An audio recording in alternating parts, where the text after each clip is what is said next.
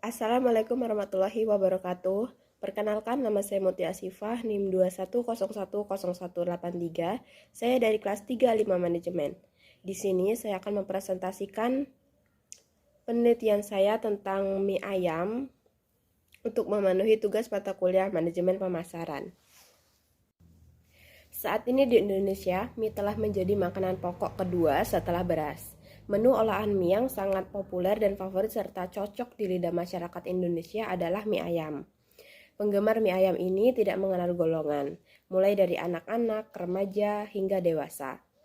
Biasanya orang mencari mie ayam untuk disantap saat siang hari ataupun sebagai menu makan malam. Maka tidak heran pedagang mie ayam di luaran sana tidak pernah kehilangan pelanggannya. Usaha mie ayam merupakan usaha yang menjanjikan. Selain bahan bakunya yang mudah didapat, usaha mie ayam juga bisa meraup keuntungan yang cukup banyak. Keuntungan tersebut bisa dihitung dari beberapa porsi yang terjual di hari tersebut. Mie ayam Jawa dan mie ayam Sri Rezeki. Mie ayam Jawa ini berdiri sejak tahun 2013. Sedangkan mie ayam Sri Rezeki berdiri sejak tahun 2022. Tempat usaha yang pertama adalah tempat usaha punya sendiri, karena produk yang dijual sudah turun-temurun dari keluarga. Sedangkan tempat usaha yang kedua masih menyewa ruko milik orang lain untuk berjualan mie ayam. Produk yang dijualkan oleh kedua tempat tersebut adalah sama-sama mie ayam. Tetapi di tempat mie ayam Sri Rezeki tidak hanya menjual mie ayam saja, tetapi juga tersedia bakso, model, dan berbagai es sasetan. Untuk lokasinya, menurut saya kedua tempat tersebut memiliki lokasi yang strategis karena dekat dengan sekolahan dan berada di kawasan yang ramai penduduk. Untuk dari segi harga, kedua tempat tersebut memiliki perbedaan harga yang tidak terlalu jauh. Di mana mie ayam Jawa menjual mie ayamnya dengan harga 6.000 per porsi, sedangkan mie ayam Sri Rezeki menjual mie ayamnya dengan harga 10.000 per porsi. Promosi yang dilakukan di kedua tempat tersebut hanya dengan memakai banner yang ditaruh di depan ruko saja. Untuk rata-rata pendapatannya, mie ayam Jawa bisa menjual sampai dengan 135 porsi per harinya, sedangkan mie ayam Sri Rezeki hanya bisa menjual sebanyak 100 porsi per harinya. Analisis SWOT tentang mie ayam Jawa dan mie ayam Sri Rezeki. Kekuatannya adalah dari mie ayam Jawa ini rasanya yang lebih enak dibandingkan dengan mie ayam yang lain karena mempunyai resep yang sudah turun-temurun dan harganya yang tidak berubah dan jauh lebih murah dari mie ayam yang lainnya. Kekuatan dari mie ayam Sri Rezeki adalah rasanya yang enak, tempatnya yang nyaman, dan halaman parkir yang luas. Untuk kelemahannya dari kedua tempat ini adalah untuk mie ayam Jawa, dia ini tidak memiliki beragam varian menu, di mana mereka ini hanya menjual satu menu yaitu mie ayam Jawa. Untuk kelemahan dari mie ayam Sri Rezeki adalah di mana kedainya ini berdekatan dengan mie ayam Jawa. Untuk peluang dari kedua tempat tersebut adalah yang pertama, mie ayam Jawa ini memiliki peluang pasar yang bagus dan mereka ini mengadakan free es teh setiap hari Jumat yang dinamakan sebagai Jumat Berkah. Yang kedua adalah peluang dari mie ayam Sri Rezeki adalah memiliki peluang pasar yang bagus dan tempatnya yang nyaman dan bersih. Untuk ancamannya adalah ancaman dari mie ayam Jawa ini munculnya pesaing baru yang terletak tidak jauh dari kedainya dan munculnya ide-ide baru dari pengusaha lain yang mengakibatnya berpindahnya pelanggan. Untuk ancaman dari mie ayam Sri Rezeki adalah kedai mie ayam Sri Rezeki ini berdampingan dengan mie ayam Jawa dan banyaknya kompetitor-kompetitor baru yang membuka usaha jenis ini. Selanjutnya saya akan mempresentasikan hasil penelitian kelompok saya, yaitu penelitian tentang counter HP. Beberapa tahun terakhir, jumlah teknologi komunikasi semakin tinggi yang dikenal handphone atau HP. Alat komunikasi ini bukan lagi suatu barang mewah di kalangan masyarakat dari berbagai lapisan sosial. Penggunaan alat komunikasi ini bisa menjadi peluang usaha, yaitu dengan konter pulsa serta penjualan HP. Karena mayoritas menggunakan kartu prabayar, perkembangan lain ditunjang dengan makin banyaknya penggunaan Android, iPhone hingga handphone super murah. Ditambah lagi dengan penggunaan modem yang menyediakan berbagai alternatif pilihan provider. Ini bisa menjadi lahan bisnis yang menguntungkan. Memulai konter pulsa HP sangatlah mudah, namun tidak mudah bila kondisinya memiliki banyak pesaing. Karena usaha ini menjamur dan untuknya sangat kecil. Metode yang kami gunakan ini adalah dengan metode penelitian analisis yang digunakan dalam penelitian adalah deskriptif. Metode yang digunakan adalah metode survei dengan langsung mewawancarai oleh pembisnis tersebut. Analisis deskriptif tentang konter Al-Fatih dan konter berkah. Konter Al-Fatih berdiri sejak tahun 2022 dan konter berkah berdiri pada tahun 2020. Tempat usaha yang pertama adalah konter box di depan rumah pemilik usaha sendiri, sedangkan tempat kedua berada jauh dari lokasi rumah.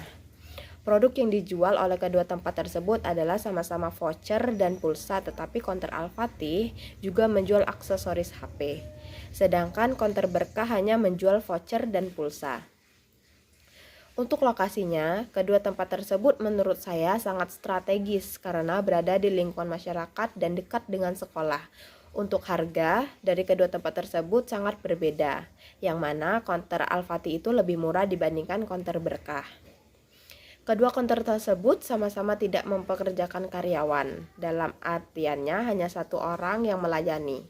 Untuk rata-rata pendapatannya, di konter Al-Fatih ini dalam sehari dia bisa menjual sekitar 20-30 voucher dan 30-50 pulsa.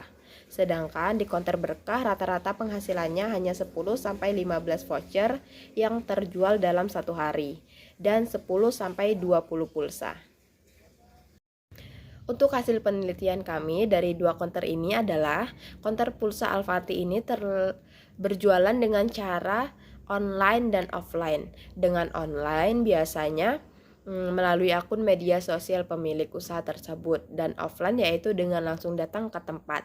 Konter pulsa ini berada di tempat yang strategis, yaitu terletak di pinggir jalan sehingga terlihat dan memudahkan konsumen.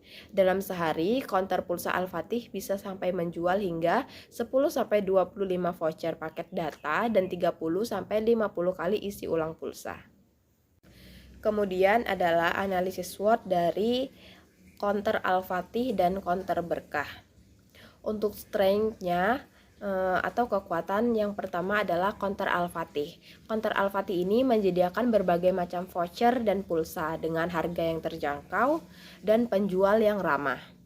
Untuk yang konter berkah, dia ini menyediakan berbagai macam voucher dan pulsa dengan harga yang lebih tinggi daripada konter Al-Fatih ini sendiri.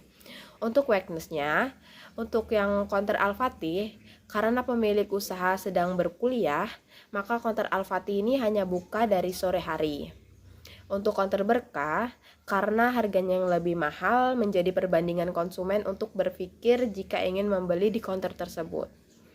Untuk peluangnya adalah yang pertama konter Al-Fatih. Konter Al-Fatih ini karena banyaknya teman mahasiswa yang seringkali membeli voucher melalui WhatsApp, tempatnya yang strategis yaitu berada di pinggir jalan dan dekat sekolah. Untuk yang konter berkah, tempatnya yang strategis yaitu berada di pinggir jalan. Untuk ancamannya adalah konter Al-Fatih.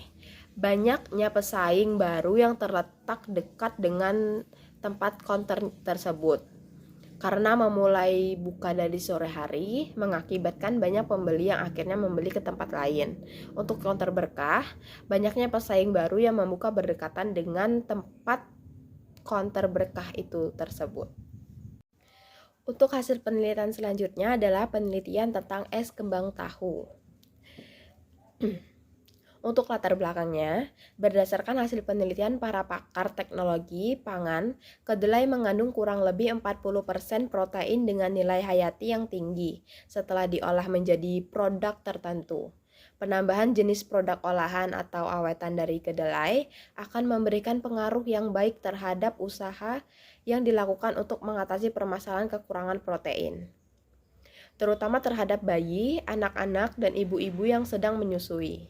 Kekurangan protein merupakan hal yang sangat serius dan harus segera diatasi, karena dapat mengakibatkan cacat mental dan fisik bersifat permanen, terutama pada anak-anak yang sedang dalam masa pertumbuhan.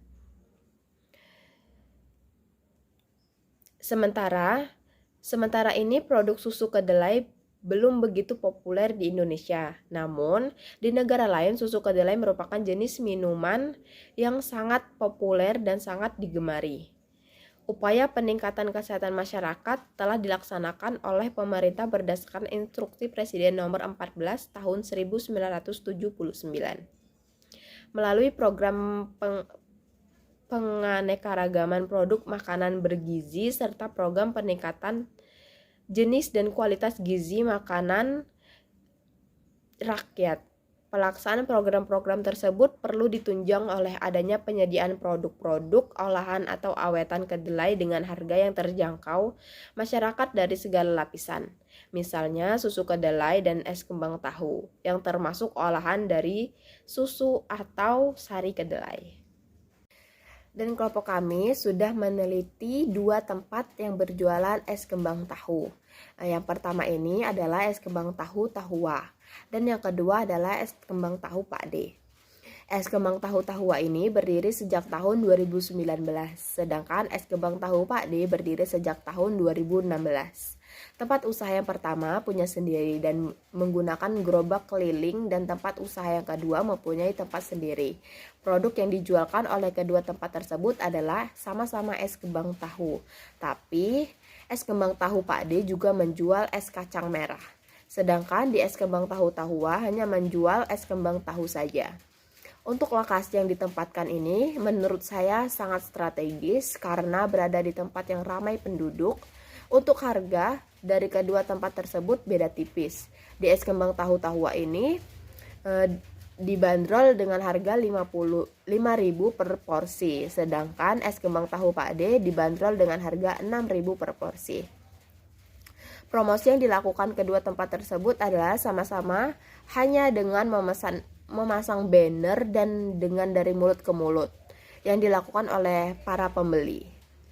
Kedua tempat ini sama-sama tidak mempekerjakan karyawan, dalam artian hanya satu orang yang melayani. Untuk rata-rata pendapatan di es kembang tahu Tahua ini bisa mencapai 65-70 porsi yang terjual untuk satu hari. Sedangkan untuk rata-rata pendapatan es kembang tahu Pak D bisa mencapai 60-75 porsi. Dari hasil survei yang kami lakukan, kami mengetahui bahwa hasil pendapatan itu milik pribadi. Dan untuk memberi kepuasan, di tempat penjual harus bersikap ramah, baik, memberi kenyamanan selama konsumen membeli. Untuk hasil penelitian kami dalam es kembang tahu ini adalah produk ini dinamakan kembang tahu bukan karena penampilannya atau bentuknya yang mirip dengan kembang atau bunga, tetapi karena berasal dari protein kedelai yang menggumpal dan mengembang di permukaan cairan sari kedelai. Es kembang tahu ini dijual menggunakan plastik atau mangkok dengan harga 5.000 per porsi.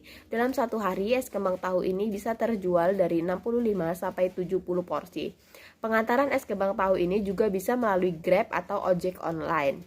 Sedangkan es kembang tahu Pak D, dia hanya menjual secara offline atau datang langsung ke tempat penjual es kembang tahu ini bisa menjual 60-75 porsi. Untuk analisis SWOT-nya adalah yang pertama kekuatan. Dari es kembang tahu Tahua harganya yang murah dan enak menjadikan es kembang tahu Tahua ini sangat digemari banyak orang dan di tempat yang strategis yaitu dekat dengan sekolah SD dan SMA. Untuk weakness, kelemahan dalam penjualan es kembang tahu Tahua ini adalah saat musim hujan karena penjual menjual minuman tersebut menggunakan gerobak keliling yang otomatis saat musim hujan tidak bisa berjualan keliling dan dapat mengalami kurangnya pemasukan dalam hari itu. Untuk peluangnya, rasanya yang manis dengan percampuran rempah-rempah yang dapat menghangatkan tubuh saat mengkonsumsinya. Kembang tahu juga mampu menurunkan tekanan darah tinggi, membantu mengurangi gangguan saluran pencernaan, kebersihannya juga terjaga dan penjualnya yang ramah. Untuk ancamannya adalah banyaknya pesaing yang membuka